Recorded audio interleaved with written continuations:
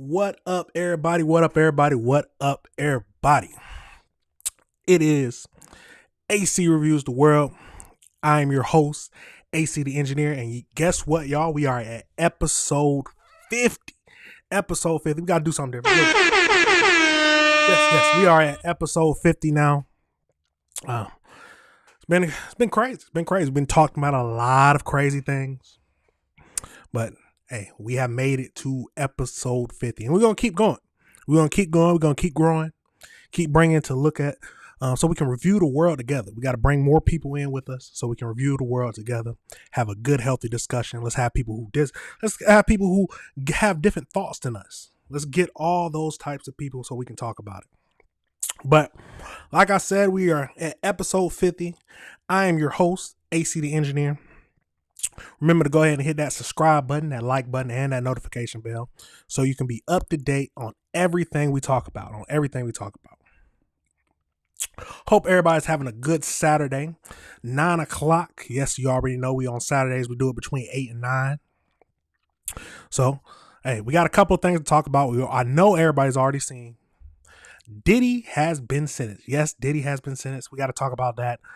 We got some crazy things. 2 teens were killed in a hit and run looks like it might have been by a stalker. So got to get into that. Some plane collisions and just some other stuff that we just need to go over. Got 8 topics for us today, 8 topics for us to look and talk about and discuss together. So you know how I like to do it. Let's get right into it. We're going to get right into it. The first thing we got to talk about today, and you already know the first thing, is we got to talk about Diddy. Hold on, let me go. We got to talk about Diddy, the baby oil bandit himself, the man who was caught with 1,000 bottles of baby oil, 1,000 bottles of something we never thought was possible. But yes, he was sentenced. He was sentenced today, and he was sentenced with 50 months. 50 months. So we're gonna watch that report on him being sentenced, and looks like his attorney has something to say because they want to appeal it. So without further ado, let's get right into it. Like I always say. Like I said, we got 2 videos, but let's jump into it. News from New York City. Sean Combs has been sentenced to more than 4 years in prison on 2 counts of prostitution. The judge handing down the sentence after the disgraced music mogul addressed the court, arguing he is a changed man. Let's get right to KTLA's Lindsay Pena, who's been following the latest developments. Lindsay. Yeah, Sharon, Micah, Combs reportedly breaking down in court today, asking the judge for mercy and his freedom. He told the court his actions were, quote, disgusting, shameful, and sick, but the judge making it clear, even before revealing his decision, that this sentence would be substantial, to send a message to victims of abuse that these types of crimes will be taken seriously.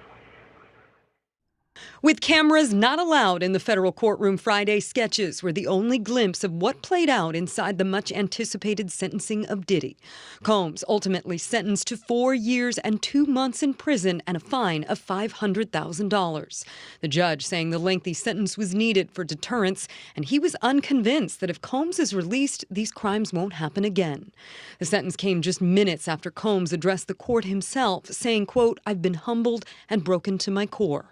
Afterwards, attorney Gloria Allred, who represents some of the victims in the case, speaking outside the courtroom. Many of my clients who allege they were victims of Mr. Combs were very afraid that he would get out either today or in a couple of months, and they were afraid that he would retaliate against them.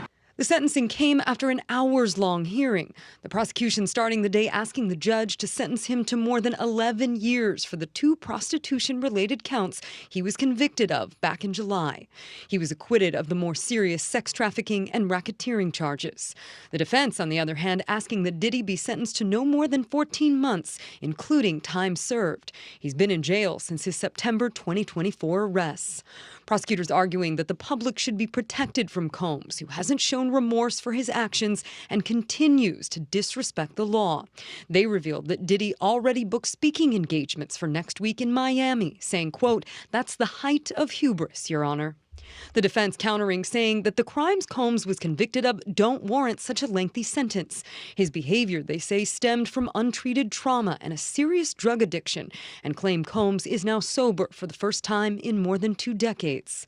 Several of Combs' children addressed the court, asking the judge to let him out and give their father a second chance. KTLA's Jasmine Simpkins in court for the hearing. It got more and more emotional as each one of them got up to speak. By the time the girls began speaking, both Jesse, Delilah, and Chance, they were fully in tears. And at that point, you could see Sean break down. His attorney gave him tissue. He had his head in his hands. There was also a mitigation video played highlighting his accomplishments and testimonials from those close to him. Combs asked the court for mercy and apologized to the victims and all victims of domestic violence before the judge handed down his sentence. Afterwards, saying, quote, "Mr. Combs, I know you feel you are in a dark place right now, but these crimes were serious ones. You and your family are going to get through this. There is a light at the end of the tunnel." As he left the courtroom, Combs reportedly turning to his family, saying, "I'm sorry, I love you." Legal experts say it's typical with a federal sentence like this to expect that Combs will serve about 85% of the time. He also gets credit for time served, which means he's likely to only spend about 2 more years behind bars. That's the latest from the News Center. Lindsay Pena, KTLA 5 News. Micah and Cher. Lindsay, thank you. A woman identified only as CR has sued Sean Diddy Combs for sexual abuse. The plaintiff alleges that in 2018, she was drugged by someone with a tainted drink, driven to a hotel, and sexually abused by the rapper. The suit filed in LA Superior Court also names multiple Diddy companies as defendants, as she alleges she suffered emotional and psychological trauma as a result of the alleged abuse. She is seeking unspecified punitive damages. No word yet from Combs's representatives. So she's seeking punitive damage. But let's get back. So as we just heard, he was sentenced to 50 months. 50 months for a little over 4 years. Now, here's a question. Here's a question for it. For prostitution or transporting a prostitute, that is what he was convicted of. Is 50 months reasonable? 4 years. Is that reasonable?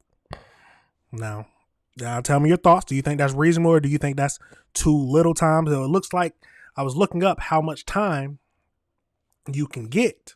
So it looks like, just based on a quick Google search, a maximum sentence of around 10 years. So they gave him 4. Do you think that's reasonable? That's the question. Now let's get over into what the lawyer had to say and see what all this is about. And see what he thinks about the plea. In New York City, we are hearing Diddy's attorneys speaking to the media after he was sentenced earlier today. This is live. Yeah, we are planning to appeal. I want to hear them, bro.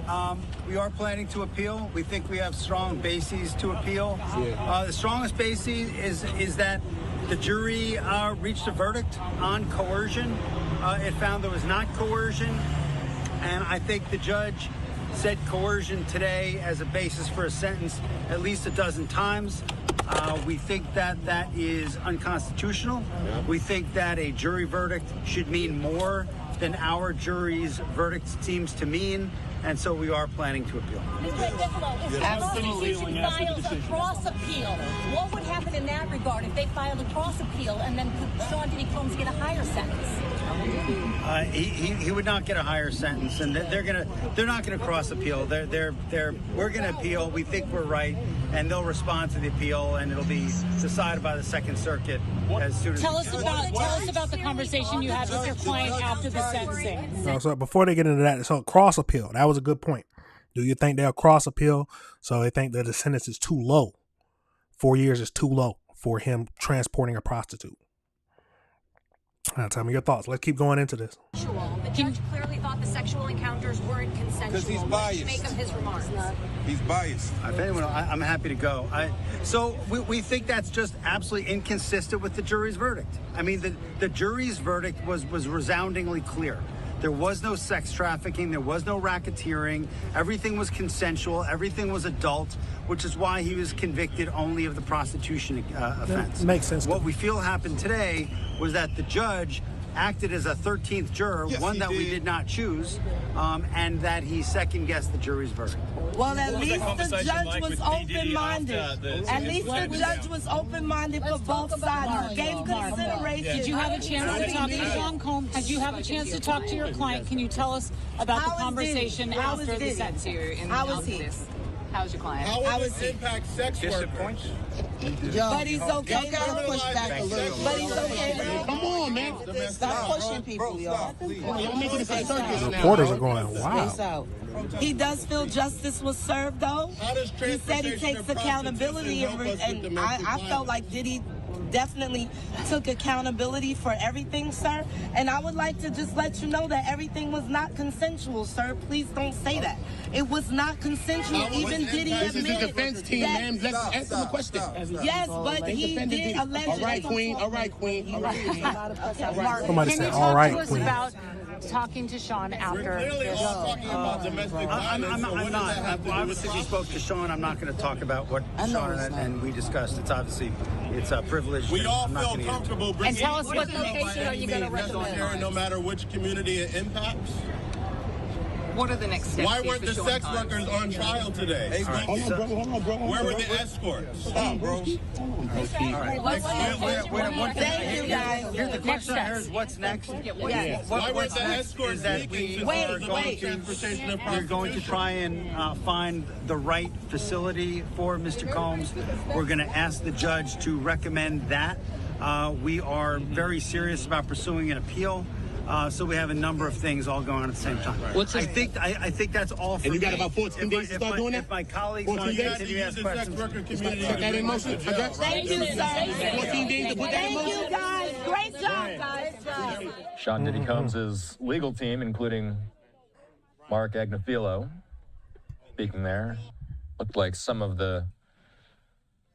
Couldn't tell if those were reporters or some of the people that were in that gaggle, getting a little bit testy with some of the people with the mic. Live look at Lady Liberty on this Friday evening, 7:07. So that's pretty much the end of that. Now, as we could see, those reporters looked some of those looked very unprofessional. I don't know if those were reporters or not.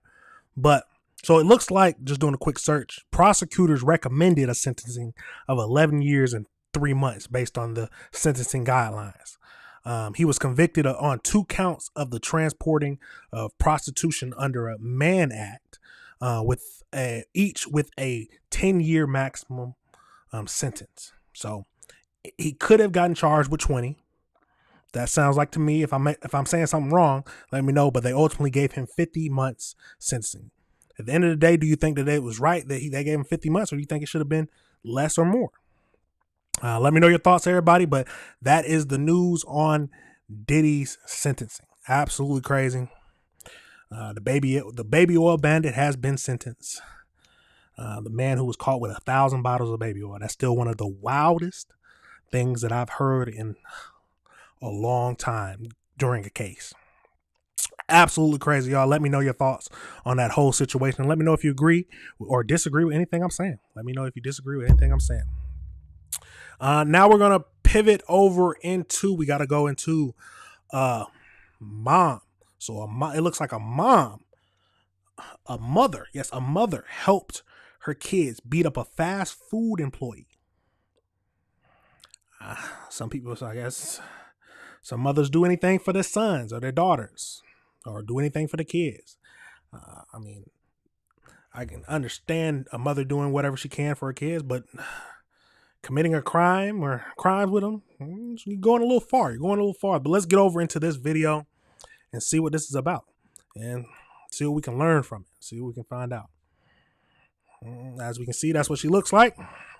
We'll make your thoughts, but let's get into it. New developments: a Gwinnett County mother accused of helping her kids beat up a teenager is back in jail. Police say this time she let kids use drugs inside her home. Channel 2's Gwinnett County Bureau Chief Matt Johnson is live near Snellville. Matt, neighbors are very concerned for the kids in the house. Well, hold on. First thing. I want to know how old the kids are, and I want to know what the actual drugs are before I say anything. But let's keep going.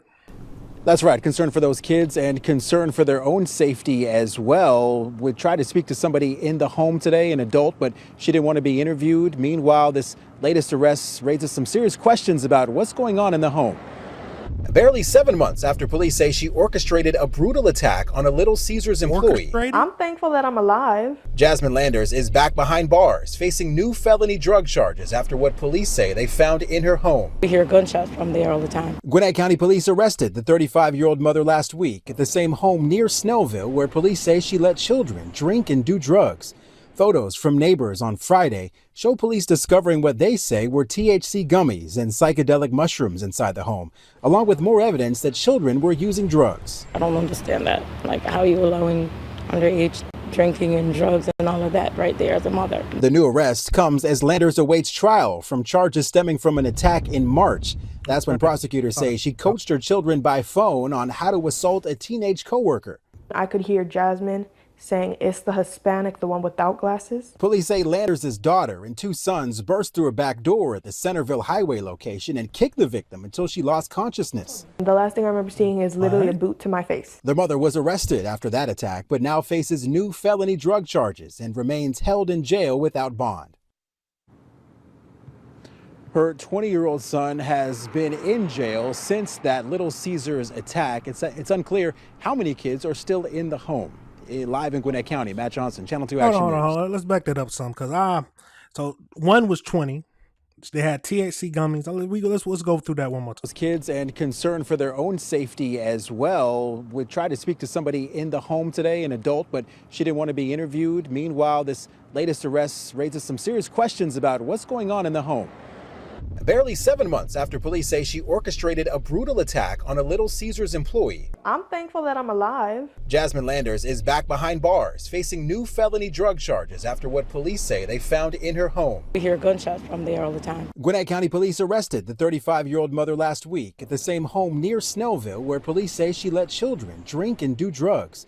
Photos from neighbors on Friday show police discovering what they say were THC gummies and psychedelic mushrooms inside the home, along with more evidence that children were using drugs. I don't understand that. Like, how are you allowing underage drinking and drugs and all of that right there as a mother? The new arrest comes as Landers awaits trial from charges stemming from an attack in March. That's when prosecutors say she coached her children by phone on how to assault a teenage coworker. I could hear Jasmine saying, "It's the Hispanic, the one without glasses." Police say Landers' daughter and 2 sons burst through a back door at the Centerville Highway location and kicked the victim until she lost consciousness. The last thing I remember seeing is literally a boot to my face. The mother was arrested after that attack, but now faces new felony drug charges and remains held in jail without bond. Okay, so we get the gist of it.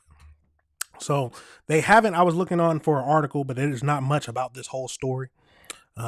Looks like, so just let's go over into, so you can see it as well. That one, yep. So this is mainly the only thing that I could find on this. So Gwinnett County, a mother, he was accused of helping her helping her kids beat up a teenage worker at Little Caesars earlier this year, is back in jail. So she's 35. That's crazy. How are you orchestrating an attack on another child for your kids? Orchestrating the attack and directing the teens to the victim over the phone. That's crazy. Wow. First things first, yes. Horrible situation. You deserve to be punished for what you did. Absolutely crazy. So 7 months later after this, she's facing drug charges where they found THC gummies and psychedelics, like they said, and evidence of the children were doing drugs. So I want to know what the evidence is. They haven't released anything about that, or what the evidence shows that they were doing drugs. Were they in the kids' rooms? If so, okay. But the only age that we gotten so far was that her son was 20 years old. And he was one of the people in the attack. So you got 2 sons and 1 daughter.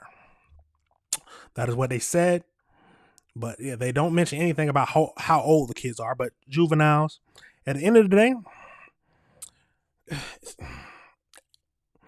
it's absolutely crazy.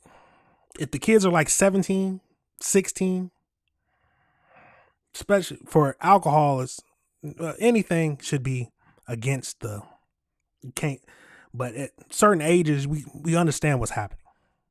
I mean, it's what happens. It's a terrible thing sometimes, but why are you getting involved in your kid's fight? Like if they want to fight somebody, which I don't believe that children should be fighting, but it's a normal thing that kids do. It's normal things that kids go through. That someone is wanting to bully or fight. They should be able to talk their way through situations, but sometimes they don't and they end up fighting. I think that's a normal part of growing up. But you orchestrating and directing them on how to fight and who to fight and where she at, why are you getting involved in that? And then you providing them or having guns, gummies and psychedelics around. You got to go to jail. At the end of the day, she got to go to jail. She was already going overboard with getting in the children's fight. Is crazy to me. Absolutely crazy. There's a lot of parents in this world who, we got to be honest, who don't need to be parents, who shouldn't have been parents. But we got a lot of people who are having unprotected sex who weren't ready to be parents in the first place. But you got kids raising kids. But we don't know. She was only what? She was 35 years old. It's at 20-year-old. So at 15, yeah, she had her first son at 15. Just doing math here, probably 14. Her 20-year-old son, so she's 35. So 14, 15 years old when she had her first son. Children raising children at the end of the day. Children raising children. And this is what happens. This is what happens. We have to take better care and distill more values and better values into our children. Because she was 14 years old. I want to know what her parents were like. Did they have any effect on her life to tell her? Because at 14, she was 15 when she had him. 14, 9 months. You got to do the math, y'all. You can do the math. 14 years old. Too young to be having children. Too young to be having children. But tell me your thoughts, y'all. Tell me your thoughts on that whole situation. It's a crazy world we live in. It's a crazy world we live in. You would think that a parent wouldn't get involved in this type of thing. But you got some parents who will find the child, orchestrate, telling them when to jump. Okay, we're going to jump them on this date. That's orchestrating the attack. And then finding the child as well. Absolutely crazy, y'all. There's some crazy people in this world. So just tell your kids to be careful. Tell your kids to be careful and you be careful. At the end of the day, you just got to be careful. And then train our kids better. It's a crazy world, but we got to review the world together. We have to review the world together. Absolutely crazy. Let me know your thoughts on that. Let me know if you disagree on anything that I said. That is crazy. It's crazy. But let's pivot over into the next thing we're getting into is, I wasn't expecting to see this pop up on my algorithm. A stalker hit and run. Yes, I said a stalker hit and run. It looks like 2 girls have been killed. 2 teen girls have been killed. And they say that it was a stalker. One of the girls' stalker who she reported about. So let's get over into it and see what this is. We got 2 videos to watch about this. But something's wrong with some people. There are plenty of things, and there's terrible people in this world. But let's get into it. Welcome back. This is a very tragic story. 2 teenage girls were killed in a hit and run in New Jersey. A 17-year-old driver has been charged with first-degree murder for their deaths. And now friends and family are claiming the suspect had been stalking one of the girls for months. Eric Shawn has these disturbing details for us. Hi, Eric. Yeah, that it is, Dana. The 17-year-old suspect faces 2 counts of first-degree murder after he allegedly mowed down those 2 teenage girls. One of those girls he allegedly had stalked for months. Maria Neotis and Isabella Salas were riding an e-bike on their street in Cranford, New Jersey on Monday night. That's when police say a black Jeep barreled right into the pair, killing them. The driver is being identified as that 17-year-old young man who neighbors say had been stalking one of the girls in person and online for months, and that people in the neighborhood say they did report that to authorities. Absolutely crazy. I'm not going to stop it too much, but come on, y'all. What did I just say? Raise your kids better. 17-year-old, you just threw your life away stalking a girl. You run her down with your car. Absolutely crazy. Let's keep He's been parked out front of her house. Online, in school. Her. Yeah. The school was notified, the police were notified, like for 3 months now. And nothing happened. Wow. Hundreds of neighbors showed up for a vigil for the two teens as the town is stunned at the tragedy. And it turns out the suspect is related to a resident who lives on the block who not only knew one of the young victims, but also happens to be the police chief of a neighboring town. Why? Westfield Police Chief Christopher Badaloro says his family is heartbroken as everyone else, saying, quote, "Like many of you, I am shocked, stunned, and so overwhelmingly distressed beyond belief by the horrific loss of these two young ladies. I lost a neighbor, a beautiful, charismatic young lady named Isabella Salas, who I have watched grow up since the day I moved to Cranford."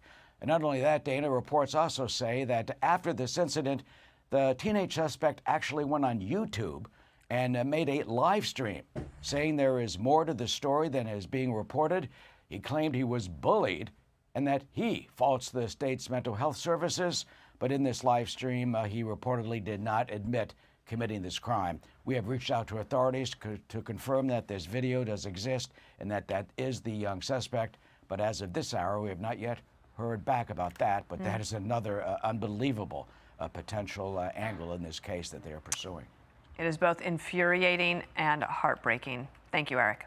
Hey, it's Will Kane. Click here to subscribe. Absolutely crazy.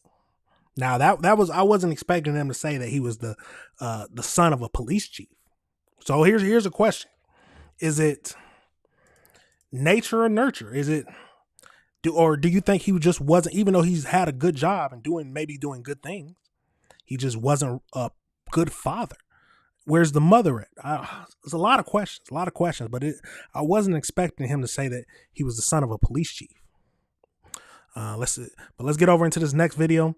They talk about, this is more going into about them saying that they reported this. They reported this to the police. So let's get into it.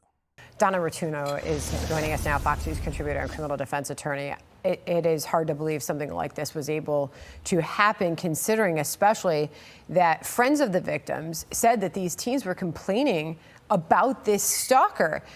This was Tammy Carbajal, who said she made complaints and nothing was done. It's a tragedy. It's a tragedy. It absolutely is. How did this happen? First of all, I think we have to talk about the mental health crisis in this country. Clearly, nobody acts this way if they are fully with us and there. I think that's number one. Number two, I don't like when they go right into mental health. He might have just been not a good dude, but we don't know. So let's keep going. The fact that these complaints have gone unanswered, I think, is absolutely horrific. But again, we look at these restraining orders, and restraining orders are only as good as the paper they're printed on, because you can't reason with the unreasonable. So if you get a restraining order against a person who's mentally not there or with it, you're in a position where they don't understand either the gravity or they don't care. And the fact that you have somebody sitting out in front of your house and you're claiming, making a report and nothing is being done is just unforgivable. Unforgivable. Hey, Donna, it's John here. Your colleague Josh Ritter was on Fox and Friends this morning. He thought that this was a real failure by the authorities. Listen to what he said. It sounds like a failure on the part of law enforcement. 3 months. 3 months he's sitting outside of their house. They have to go about getting a restraining order themselves. Where are the police? Where's the involvement? Where's anybody trying to prevent this? And now it leads to this incredible type of tragedy. We don't know if the police went by his house. I don't imagine that they did. Did the police talk to the parents? Why was this left to the Neotis family to try to take care of this all by themselves? Why wouldn't law enforcement step in to help? Well, you're absolutely right. Why wouldn't they? And that's a question they're going to have to answer, especially if complaints were made. I know I did see that one of the accused family members is a police officer. Mm-hmm. So who knows if they tried to go through him. I think communications, again, as we've talked about in other cases, communications between parties are going to be extremely important to see what the police knew versus what they did and versus what they didn't know. And if there was a failure by law enforcement to protect this girl after she already did everything she could do to protect herself and now her friend as well, this will be a catastrophic failure. Certainly, this brings up the thought that, so many police departments should go through their protocol in matters like this, but also we need to make sure that we have the resources to answer these calls and to help, defend these defenseless little girls, especially if they were speaking up and saying that they were seeing something. Absolutely. And as somebody who has lots of goddaughters, I can't even imagine a situation where somebody felt like they were threatened in such a way. And I'm sure law enforcement looked at this if they were involved and said, oh, they're young and this is just silly love, but not realizing the depth at which someone is willing to go if they're not getting what they want or if they're not mentally stable. Yeah. You mentioned that family member that's a police officer. It's actually the police chief of neighboring Westfield. His name is Christopher Bataloro. Here is what he put out on the police department's Facebook page. He said, while social media has made it known that the accused is related to me, he is not my son and not a member of my immediate family. I want to be clear, as loud and as firm as possible, that in no way do my wife, children, or I condone, defend, or excuse the actions that caused this terrible and tragic loss of life. I saw one article that he and his officers actually responded to this ramming incident and saw the two girls lying there dying on the pavement.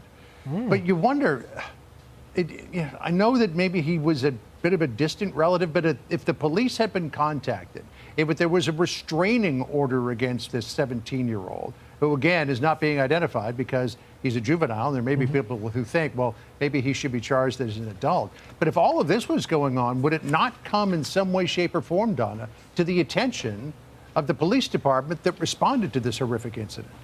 Well, you would absolutely hope that it did. And now that's why we have to look at what the communications are in terms of what they did know versus what they didn't do. And if they tried to back channel or tried to use his relationship with law enforcement in a way that sort of tried to mitigate this without actually arresting him or having any consequence, time will tell if that's really what happened. 3 months, a neighbor said, this stalker was parked outside one of the girls' house.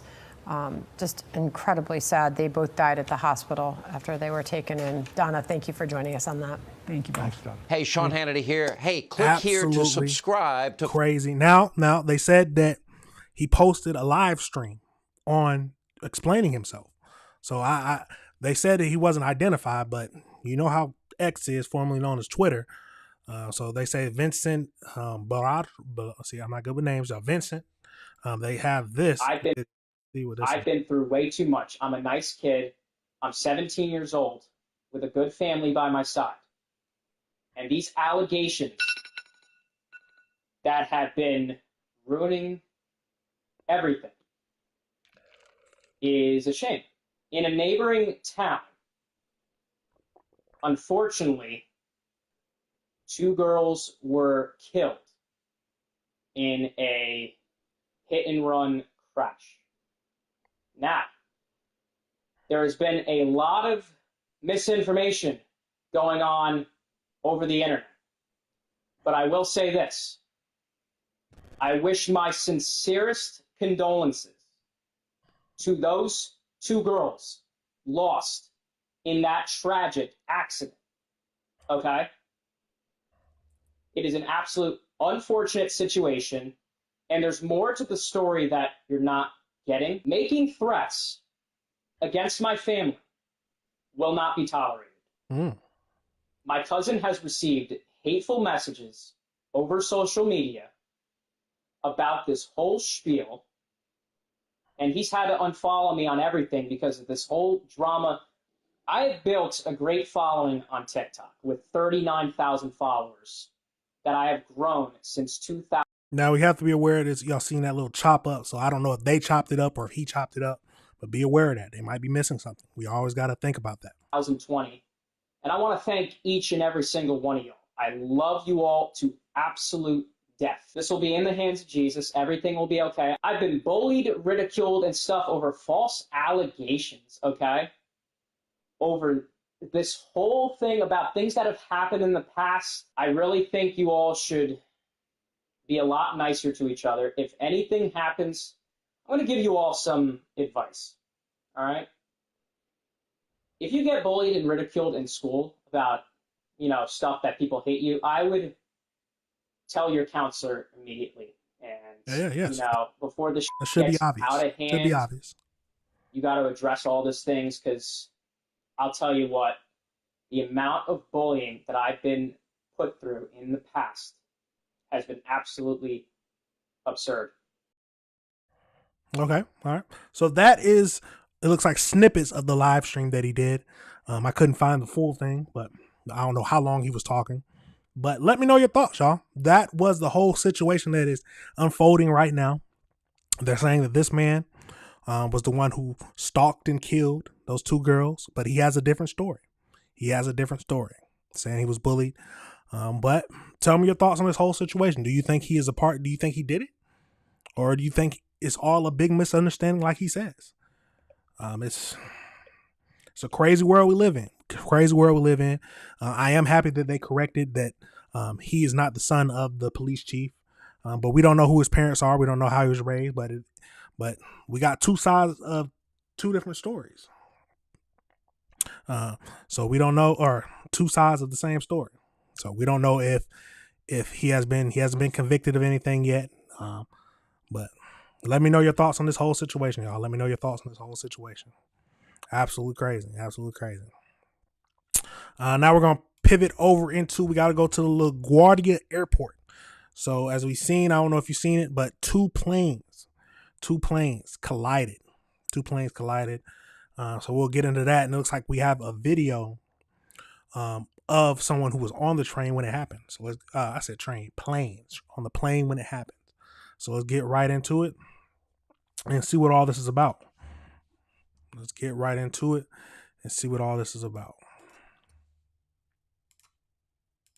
Now to this, passengers on two Delta planes were forced to evacuate last night after a collision at LaGuardia Airport. And one of our CBS News producers was on the flight and saw this. Seems as though there's an aircraft that collided with us. Please remain seated. There's no need to evacuate right now. Pilots, as always, staying cool and calm. This happened around 10 p.m. The Port Authority of New York and New Jersey says just one person was injured and taken to a hospital. CBS News correspondent Tom Hansen joins us from LaGuardia for more on this. Good morning, Tom. Look, this is the type of thing flyers like you and I, we really fear on the tarmac. So what exactly happened? Errol, I was just about to say the exact same thing to you. We travel so much for work. This is truly one of our worst nightmares when we board on those flights. So here's exactly what happened. As you mentioned, this all happened just around 10 p.m. When Endeavor Air Flight 5047 was arriving from Charlotte. They safely landed here at LaGuardia. They were taxiing to their gate, and that's when the collision happened. The plane was struck by another departing CRJ-type aircraft, Endeavor Air Flight 5155. And as you mentioned, we had a very own CBS News producer on board that flight capturing those terrifying moments, the confusion afterwards. He described a scene where people on an immediate impact were shouting out of fear and then asking each other exactly what happened. So it sounds like it was an incredibly chaotic scene and an incredibly tense time for people on board. As you mentioned, fortunately, all of the passengers, most of the passengers were able to get off the plane safely without any injuries. Sadly, there was that one injury that is being reported. We believe that to be a flight attendant. But, you know, this is something where you're talking about heavy machinery colliding with heavy machinery. So there was damage done. One of the planes lost a wing. There was extensive damage to the windshield and the nose. Delta, which Endeavor Air is a subsidiary of Delta. Delta issued a statement. They said that they were going to put people up in hotels, give them food overnight, and then rebook them, give them new reservations. So as they're getting new reservations for connecting flights and departing flights, they're also probably having new reservations about even boarding a plane at all. Errol. You bet, you bet. And you make a good note about this being heavy machinery. You know, these tarmacs and runways are actually dangerous places. How has this impacted other flights this morning, I wonder?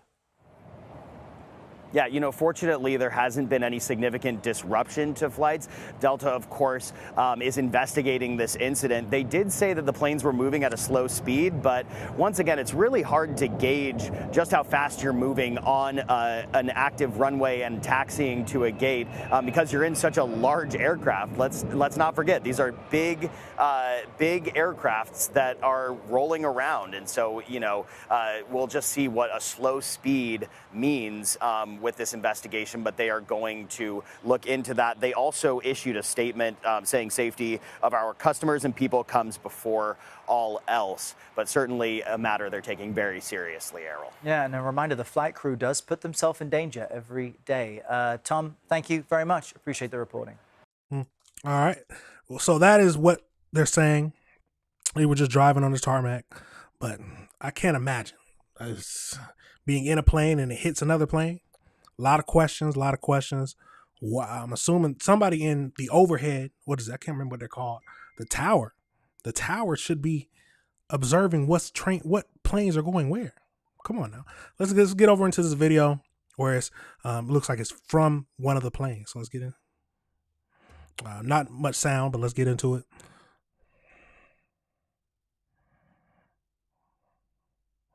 Okay, as you see, it looks like, oh, wow. I was just involved in a ground collision on Delta 5155 from LaGuardia to Roanoke. This is what happened. Half of our wing is missing. We collided with this other Delta CRJ 900. But yeah, this is crazy. Wow, absolutely wow. But that is what happened at the LaGuardia airport. Tell me your thoughts, y'all. Do y'all think that, how would you feel? Do you think is there going to be some lawsuits coming out? That's a good question. But it does say that I'm happy that no one was hurt. I'm happy that no one hurt. That's the first thing we got to say. But at least they're putting the people in hotels, getting them new flights. But would you want to get back on another flight? Do you think it's just a freak accident? You ready to get back on another flight the next day?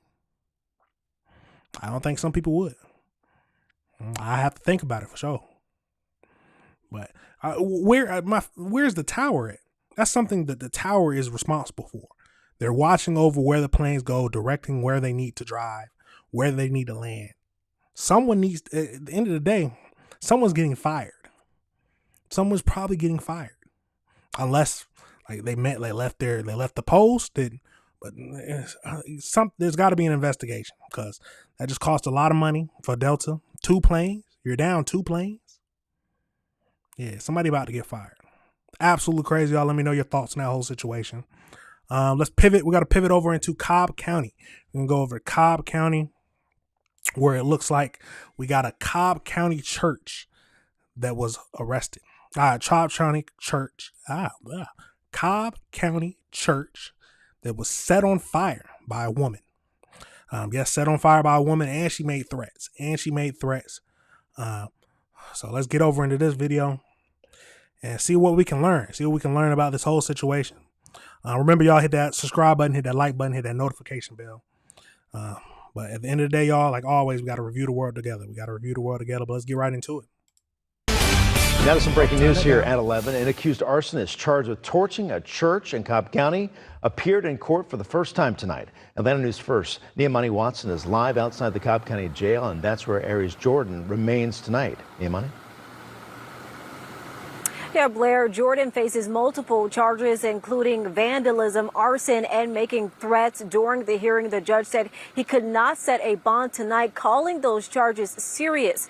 Now, arrest warrants for Jordan accuse her of intentionally setting a fire to the Prayer City Eagles Chapel in Austell Monday night. After the fire, investigators found a plastic container of flammable liquid at the church that did not belong to the church. Warrants also say Jordan sent text messages to church members threatening to burn down the church and shoot church members. Tonight, the judge said Jordan will have to wait on whether a bond could be set. You don't have a bond right now. This has to go in front of a Superior Court judge because of the charges. They're serious charges, and it's got to go in front of a Superior Court judge in order to get a bond. The church's pastor, Raphael Grant, says Jordan had visited the church in the past but was not a member. He says Jordan had also made threats to kill church members before, and that his wife had to file a restraining order. While he's glad someone has been arrested for the fire, he says the church has been destroyed. I'm very happy about that. But it doesn't also change the fact that the church is burnt down. And this isn't the first time Jordan has been arrested for threatening someone. Last year, she was convicted for threatening to kill another man at a local Super 8 motel. Live in Cobb County tonight, I'm Nia Monty Watson, wrong. Atlanta News First. Oh yeah, something just wrong. Something is wrong. But this is the woman. This is the woman accused of burning down the church. But she threatened to kill somebody before. I don't know what her issue is, but let's see what we learn about this situation. Let's see, do we have a reason why she burned down the church? Why she was constantly threatening the church members? It's not an excuse. I don't think any kind burning down something religious because you disagree with something. I don't know if somebody did something to her or not, but let's see what they have to say. Let's see what they have to say. New at 4, we are learning more about the woman accused of burning a Cobb County church to the ground and then threatening to kill the pastor. Police documents revealing this is not the first arson investigation she has been named in. Atlanta News First reporter Chelsea Beinfor is live in Austell at Prairie City Eagles Chapel International Ministries. Chelsea, what did you learn today? Well, Tracy, first of all, take a look at the damage left behind here by this fire back here in the corner. That's the outside of the sanctuary. And the pastor here says he thinks it's going to take about $4 million to rebuild this church. And police records say the woman accused of lighting this fire has been questioned before in another arson investigation just about 7 miles from here. New cell phone video shows a closer view of the entrance to the Prairie City Eagles Chapel Sanctuary following a massive fire. Glass is shattered, Bibles are burned. It's a lot to rebuild. This is not like we renovating the place.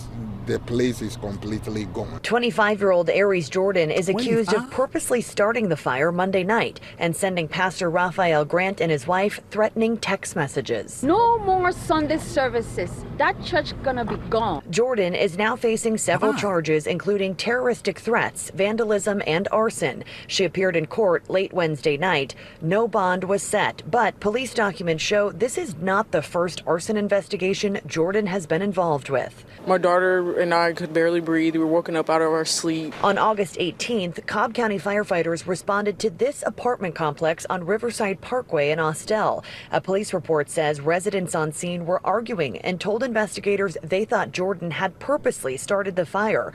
Our Atlanta News First cameras captured authorities talking to who appears to be Jordan at the scene.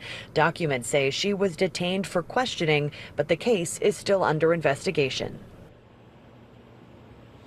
Now, no arrests have been made in connection to that apartment fire, but Cobb County Fire Department tells us it is still an active case that they are working. We have asked authorities if they think any more arrests could be coming in connection to this church fire or if they think Jordan allegedly acted alone. They have declined to answer that question.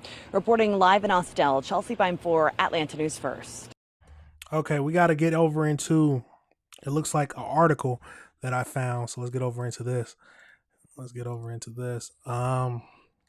at this section. So let's get over into this. So as we just talked about, a 25-year-old is facing several charges in arson, vandalism, and terroristic threats. An arrest warrant has been sent. An arrest warrant says that she also allegedly sent text messages to the church pastor and his wife threatening to kill them. She was in court on Wednesday. So on October 18th, the firefighters responded to that apartment. Let's see. Documents say that she was detained for questioning at that fire, but she was not charged in a connection to the case. So this next part, the records say she called Emory Hospital location 113 times to threaten to harm or kill multiple employees while discussing her medical needs. Something's going on. I don't know if it's something in her brain. I don't know if she's just a terrible person, but something is wrong. So as you see, Cobb County records show Jordan was also convicted on terroristic threats in 2023 for threatening to kill a man, his children, and his grandchildren at a Super 8 hotel. Yeah, she's got a pattern. She's got a pattern. She likes to make threats. She likes to threaten to kill people. Sounds like she needs to be somewhere. She needs to be in jail. She needs to be in an institution. I don't know what she needs, but she needs something. She needs to, because this is crazy. Because I don't know what's happening, but it's a wild situation. It doesn't sound like anybody was hurt in the fire, so that's a good thing. We got to thank God that no one was hurt, but you have to be careful who you deal with. I don't know how they even got her attention. I don't know what she's upset about. There might be a totally different story that we don't understand. That's something that no one has told us. But at the end of the day, you do the crime, you got to do the time. She burnt down a church. She's making threats, threatening people's life. She has to be charged. And she has to get her punishment. Absolute crazy, y'all. Absolute crazy. Let me know your thoughts on that situation. Let me know if you hear anything different than I do. But it's calling a place 113 times while discussing medical records. Come on now. Wild. Absolutely wild. But there's always these crazy stories, and we got an even crazier one next. We got to go over into Brooklyn. I believe it was in Brooklyn. So got to go over to Brooklyn. A machete attack in Brooklyn. Yes, I said it. Someone, 18-year-old was chased and stabbed with a machete through the streets. So we got some things to look at about that. So let's get over into it. We got 2 videos to look at. So let's jump right into it and see what we can find out. Absolutely crazy. An 18-year-old stabbed in Borough Park. A new video shows someone in broad daylight walking around with a machete. News 12's Julia Burns joins us with those details and the shocking visuals. Video on Monday shows 2 people running down the sidewalk of New Utrecht Avenue. From there, you see 2 people following them, one of them holding what appears to be a machete. Residents shocked to see it right in their own neighborhood. I mean, a machete of all things, you know, Let's back it up, son. Let's back it up a song. Let's back it up just a tad bit so we can see that again. Video on Monday shows 2 people running down the sidewalk of New Utrecht Avenue. From there, you see 2 people following them, one of them holding what appears to be a machete. Residents shocked to see it right in their own neighborhood. I mean, a machete of all things, you know, and if I'm not mistaken, it's broad daylight, it seems. So it's like, it really is not being contained to, nighttime anymore. Absolutely crazy. That's something you wouldn't expect to see. You wouldn't. Absolutely crazy. Let's keep going. But people will pick up anything. A gun, a knife. They want to hurt somebody, they will. Let's keep going though. It's very, very scary. At around 5:10 in the afternoon on Monday, police say an 18-year-old man was chased by a group of at least 5 people and stabbed in the back and hip in the area near 42nd Street and 12th Avenue. Sources say the weapon was a machete. I'm kind of surprised because you saw he was about to tuck that years, machete. Hold on. Hold on. Y'all saw how he was tucking that machete? Was a machete. I'm kind of surprised because I've been here for 5 years and the community's really quiet, not a lot of violence going on. Police say the victim is expected to be okay, but neighbors say the incident has them on high alert. I mean, I don't want to walk down the block and somebody's coming and stab me in my back, and this is, scary. Police say they've arrested a 14-year-old and 15-year-old boy in connection to the incident. They said both 14 are and facing 15? charges such as gang assault and criminal possession of a weapon. In Borough Park, Julia Burns. They get younger and younger every day. He said 14 and 15. Let's get into this video where break down a little bit more. Hopefully, let's see what it's talking about. It's not much sound in this, but let's see what it's talking about. Team Brooklyn busted. Surveillance video. 43 for him. Let's see a few males running, one with a knife in their hand. Further, passing by Zoom gas station. One male with a red sweater, but running with a machete. 2 men with a red sweater running with a machete. 45, and youth. 45, for him to dance. 45, for him to dance. I'm on down, 45. Is this the police? Their direction applied for the back and burp. The Utrecht for 248. I think it's a 911 call. You guys giving out the picture. On the 30th Avenue side, he's running. He's about to approach 48. They got cameras everywhere, 150, y'all. are you under control? Member of the volunteer patrol workers and with MB nabbed the teen suspects.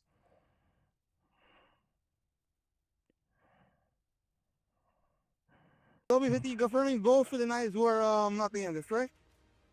The perimeter, both with a knife were all being handed. One is 49 and 12, the one is 35 and one hand. 10-4. Just in the rabbi area? I don't know if I'm saying that wrong, I'm sorry.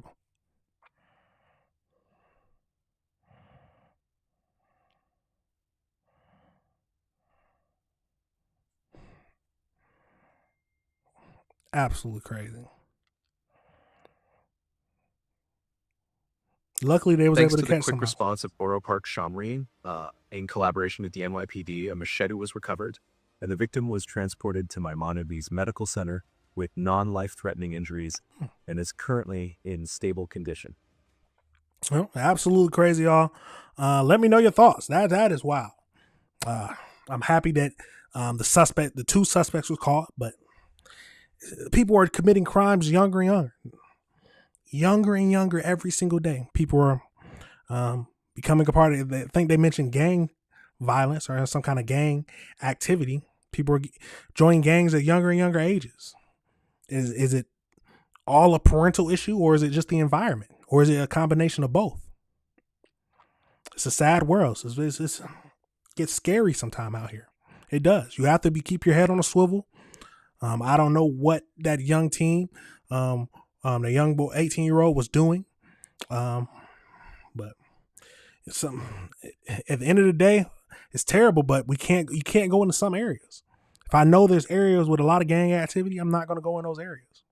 You got to move with a purpose. You got to keep your head on the swivel. You can't be just mind your own. You got to mind your own business and get up out the way. It's a crazy thing. But they didn't mention the first video mentioned ages 13 and 14. Wow. Where do they need to be at the house? 13 and 14 years old. I was outside somewhat. I was in my neighborhood. My neighborhood was an apartment area. Had the teens that I would hang out with, and then we go home. We wouldn't do anything crazy. Absolutely crazy, y'all. Let me know your thoughts on that whole situation. Now, we got to go to, I believe, the UK. We got to go over to UK. Looks like Manchester. We got to go over to Manchester. Manchester Synagogue was attacked. A terrorist attack at the Manchester Synagogue. Let's get over on this. We got a few videos to watch of that, so we'll go through what happened, who the attacker was, and see what is all happening with this situation. It's a horrible thing when people go after people for their beliefs or persecute them or discriminate them because of their beliefs. Absolutely crazy. But let's get over into this. Like I said, we got a few videos to look at. So let's jump right into it and see what it's about. The synagogue was full of worshippers on this, the holiest day in the Jewish calendar, Yom Kippur, the Day of Atonement. The terrorist was prevented from getting inside, but by then he'd killed 2 and injured 4 others. This is how the horror unfolded. The first emergency call was made at 9:31. A man had been stabbed and a car driven towards people at Heaton Park Hebrew Congregation Synagogue in Crumpsall. 3 minutes later, firearms officers were sent to Middleton Road as police received more reports that a security guard had been attacked with a knife. When police arrived, there was a car close to the front gates of the synagogue with a victim on the road. At 9:38, outside the building, officers confronted the attacker before they opened fire and killed him. At 1 p.m, a police cordon was put up on White House Avenue, less than half a mile from the synagogue. Witnesses say 2 men were led away in handcuffs. Police will be delving into every aspect of the killer's life, his family, his friends, his acquaintances, and examining in minute detail any mobile phones and computers. They'll want to know everybody he's been in contact with.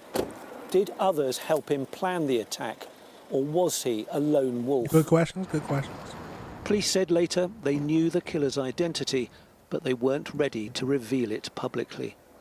There were a large number of worshippers attending the synagogue at the time of this attack. But thanks to the immediate bravery of security staff and the worshippers inside, as well as the fast response of the police, the attacker was prevented from gaining access. The Home Secretary met some of the officers involved in the response to the attack, and she had a message for terrorists. To those who seek to divide us, they will fail. As night fell, the police operation was widening beyond the city. Absolutely crazy. Let's get over into this next video. This morning, authorities in the UK say they believe one of the 2 victims killed in yesterday's terror attack outside a synagogue was hit by police gunfire as they shot and killed the attacker. CBS News foreign correspondent Remy Inocencio spoke to the UK's former national coordinator for counter-terrorism policing about the attack. I'm not surprised. I'm always shocked. Simply because the threat levels against the Jewish community in the UK and globally have always been somewhat higher than the general population. We can't escape a connection between what's going on in the Middle East, but what we can't ever do is conflate justification for those two things. I did note that the NYPD, the New York Police Department, chimed in quite quickly. Is someone in New York or London picking up the phone and saying, hey, what are you seeing? What's happening? It happens very quickly. I would regularly be in contact with colleagues around the world, literally, quick email, hey, Fred, how you doing?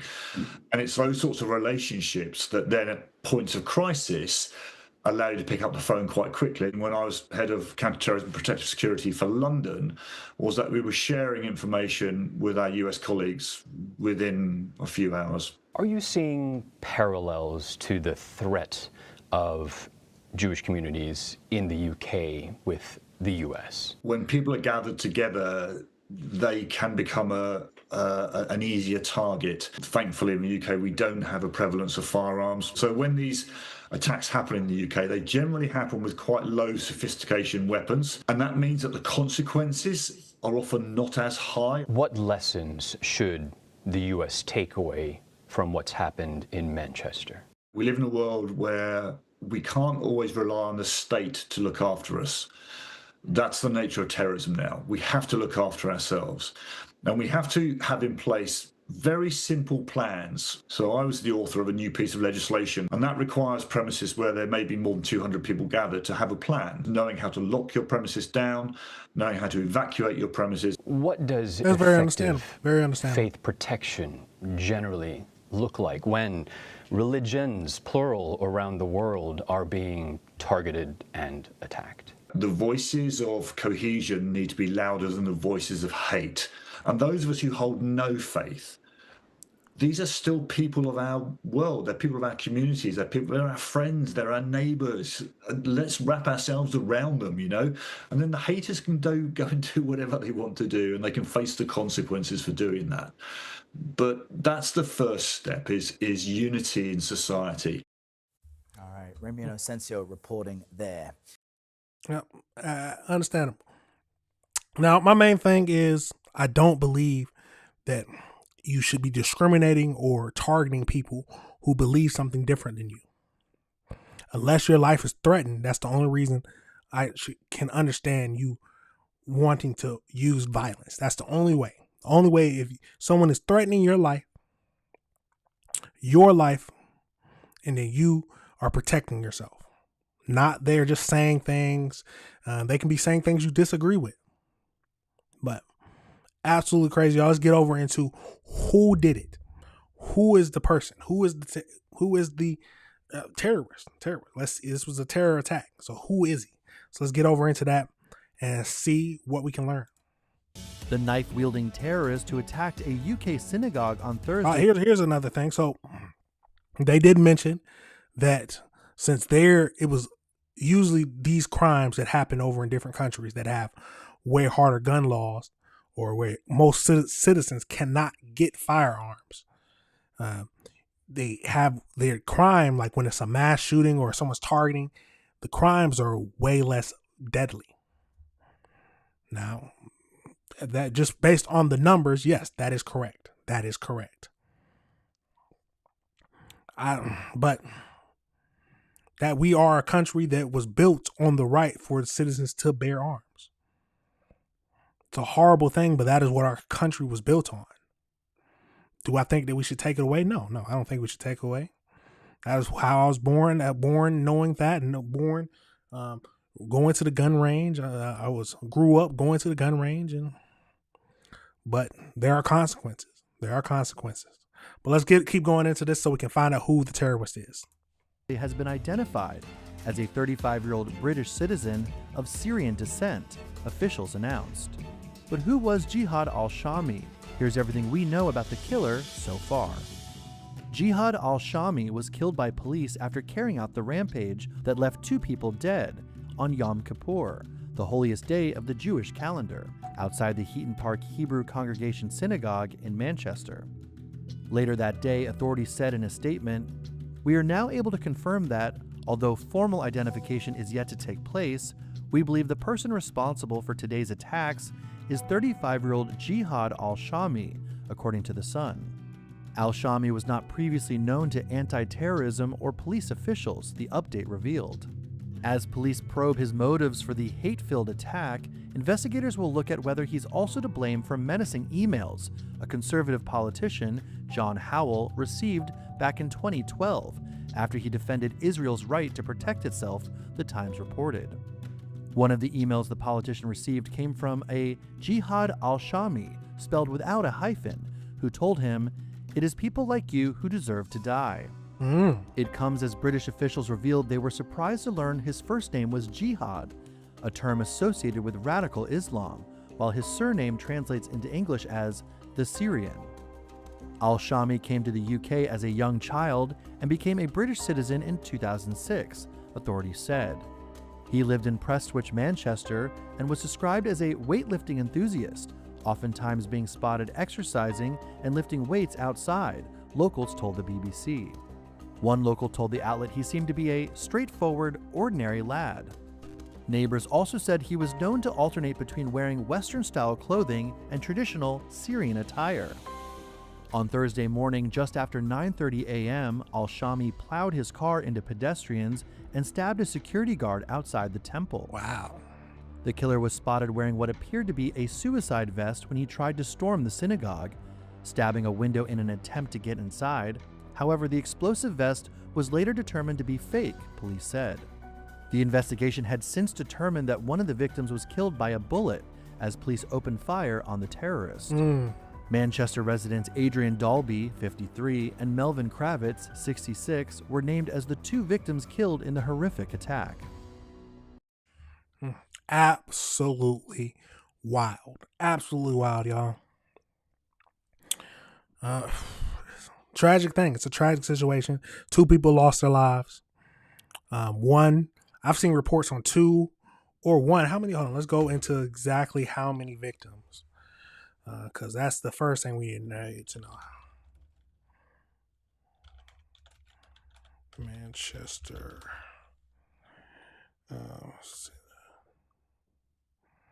Synagogue.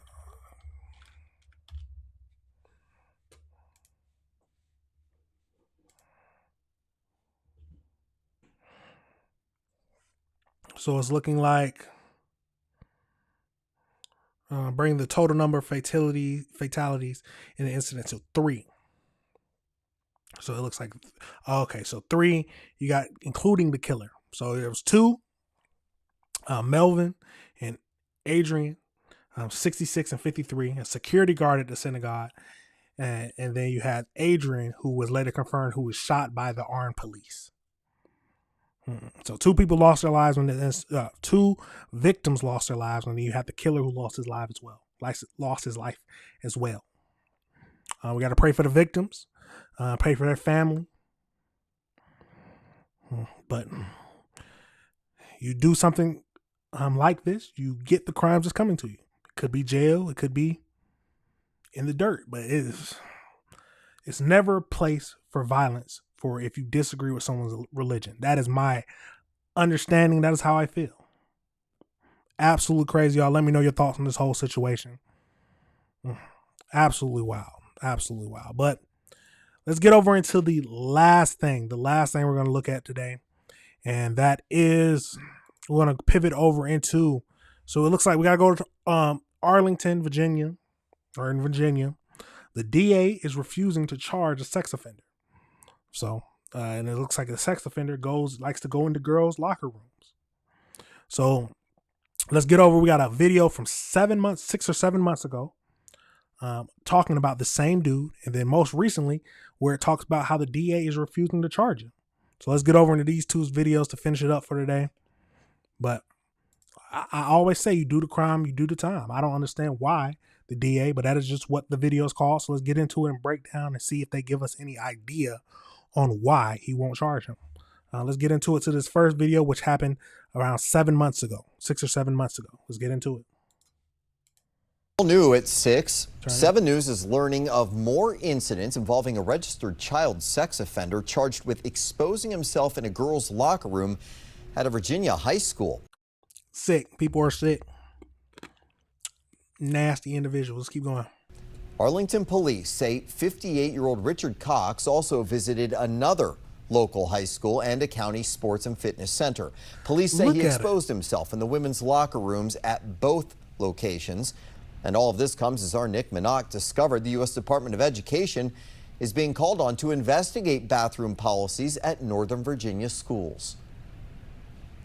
America First Legal is asking President Donald Trump's U.S. Department of Education to investigate Alexandria, Arlington, Fairfax, Loudoun, and Prince William public schools for allowing biological males to use female locker rooms and bathrooms in schools. These 5 schools that we named are violating Title IX, and they are violating President Trump's executive orders. Ian Pryor is a senior advisor with America First Legal. What you have in these school systems are policies related to restrooms and locker rooms that allow people to use a restroom consistent with their gender identity, not their biological sex. What that does is it allows a boy, for example, to go use a female restroom. And if the female has an issue with that, then she's the one that has to go use the private restroom. Well, under Title IX, that's discrimination on the basis of sex. In their complaint, AFL mentioned 7 News' reporting that showed a sex offender used Washington Liberty High School's girls' locker room and allegedly exposed himself to women and children. Witnesses say Richard Cox was able to access the locker room because he identified as transgender when he visited the school's indoor pool, which is open to the public outside. It makes me sick. I'm not gonna lie. That is awful. It's a slippery slope. It's a slippery slope. My thoughts is that, man, he was a sex offender. So he used what the laws were, which the law was, allowed him to use the women's bathroom because he identified as transgender. But he used the law for his own gain because he was a sex offender and he wanted to do some nasty things. It is a wild world. It's a wild world, but let's keep going. Let's keep going. Of school hours. After our reporting, a number of residents asked Arlington leaders to restrict female locker rooms to females. My concern is that law-abiding males are invited to strip naked in front of women and girls. I urge you now, for the safety of our students, to enact an emergency policy that establishes distinct and separate restroom and changing facilities for females and males. But some are supportive of Arlington's policies. I also encourage you not to backpedal on our supportive policies because a sex offender committed a crime. But the thing is, in public space, others don't get to define who chooses who is woman or man enough to use a locker room. In fact, most times you won't even know if a transgender individual is in the locker room with you. But don't blame transgender folks for sexual predation, and don't blame your uncomfortableness with others for the inconvenience of maybe choosing to use the family locker rooms. Nick Minock, 7 News. Today, Nick asked all 5 school districts if they are going to change their bathroom and locker room policies. We've heard from 3 school districts. Prince William School Board Chair tells us that he stands by their policy. Alexandria is reviewing the president's executive order, and Fairfax says it's standing by its policies, saying FCPS remains committed to fostering a safe, supportive, welcoming, and inclusive school environment for all students and staff, including our transgender and gender expansive students and staff. Loudoun and Arlington counties have not yet responded. Now, so that is the subject of our next video we're going to look at. This next video is talking about how the DA refuses to charge the sex offender for entering the girls' locker room. So let's get into it and see what it's all about. The Fairfax County District Attorney facing a firestorm after he refused to charge a sex offender who claimed to be a trans woman to access a girls' locker room. And now the Virginia Attorney General is taking him to task. And Alexandria Hoff has much more. Hi, Alex. Hi, Dana. Yeah, these offenses, according to police, span two neighboring Northern Virginia counties, Fairfax and Arlington. But as of right now, Richard Cox is only being charged in Arlington. Actually, that trial is currently underway, and prosecutors say he exposed himself to women and children at a rec center and two high schools during hours when the facilities were open for public use. A biological male who identifies as transgender and who also happened to be a registered sex offender was standing there completely naked with no regard for the other patrons, among whom were at least a dozen little girls. So Cox was confronted by police after similar complaints were made in Fairfax County, but he hasn't been charged there, despite new details from the Arlington trial, where a detective testified that Cox had Fairfax County children's swim classes along with child pornography on his phone. Fairfax County District Attorney Steve Descano's office pointed Fox News to a statement by police that says after a criminal investigation, quote, "There is no probable cause to support charges in Fairfax County at this time. There was no probable cause to access Mr. Cox's phone at that time." Virginia Attorney General Jason Miyares, he has had it with all this. He stated, "Let's be clear, Richard Cox was hunting little girls in Fairfax County. What is it going to take for Descano to do his job?" Now, Miyares claims that this case represents a pattern of misconduct and neglect, soft on crime policies. He has now referred Descano to the Department of Justice for review of his handling of 17 cases. Dana. All right, Alexandria Hoff, thank you so much. That's a wild story. Hey, it's Will K. Absolutely crazy. Absolutely crazy. Where is he at? So he's right there on the screen. There you go. Right down. Where's his face? So as we seen, this pedophile or sex offender pedophile, he was caught in the women's restroom or locker room. They say he was exposing himself to little girls, and on his phone was child pornography and I guess swimsuit classes. I don't know, videos of the children's swimsuit classes in the swimming. But they're refusing to charge him. They're refusing to charge him, I guess, for the fact that he's saying that he was transgender, or that's what he goes by. He goes by a transgender. And we got to use our context clues. Even if he's saying he's transgender, I mean, I think we can honestly say that he might be lying about it. That's just my things. You can't, but you got to think from the eyes of a politician. It's awful, but they don't even want to get involved in trying to make that distinction. But if someone is going there and has child pornography, exposing himself, all those stuff add up to him not being transgender and just using it. Or he might be transgender and still it might be a sex offender, a pedophile. It's a crazy world we live in. It's a crazy world we live in. But tell me your thoughts, y'all. Tell me your thoughts. Do you think that he should be charged? He's charged in one county. He hasn't been charged in the other yet. Do you think he should be in the charge in the county that haven't charged him yet? And do you think they should be changing their laws about the transgender bathroom? I think to make it all simple, I think to help to ease both sides, because I'm not going to say it shouldn't or should not. To ease both sides, just have a separate restroom for anyone. Doesn't matter if you're, but it gets into those sticky situations where it's a crazy world we live in. At the end of it, it's very crazy. Let me know your thoughts on the whole situation. Let me know. Oh, but the woman who was speaking earlier, who the woman who was speaking earlier, where she said, don't blame transgenders for this one sick person. It's understandable. You can't just blame a whole group for someone who uses that for his own sick purposes. Absolutely crazy, y'all. Let me know your thoughts on that whole situation. But it's a crazy world we live in. It's a crazy world we live in. You have to, what do I always say? You got to keep your head on the swivel. You got to always watch out for your surroundings. You got to watch out for your kids. You got to watch out. You got to be aware of what's happening in your surroundings.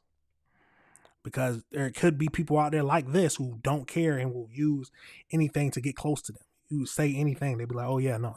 But absolute crazy, y'all. Let me know your thoughts. Let me know if you disagreed on anything we're talking about. But that is the end of the show, everybody. Oh, get out of here. That is the end of the show, everybody. Thank you for tuning in now. Thank you for tuning in later. I'm a little shorter than usual. What are we at? We are at hour and 20. Yep, a little bit 30 minutes shorter than. But hey, it's Saturday, y'all. It's Saturday. Let's have a good day, good rest of the weekend. Like I always say, if you disagree with anything I said in any of these, please let me know.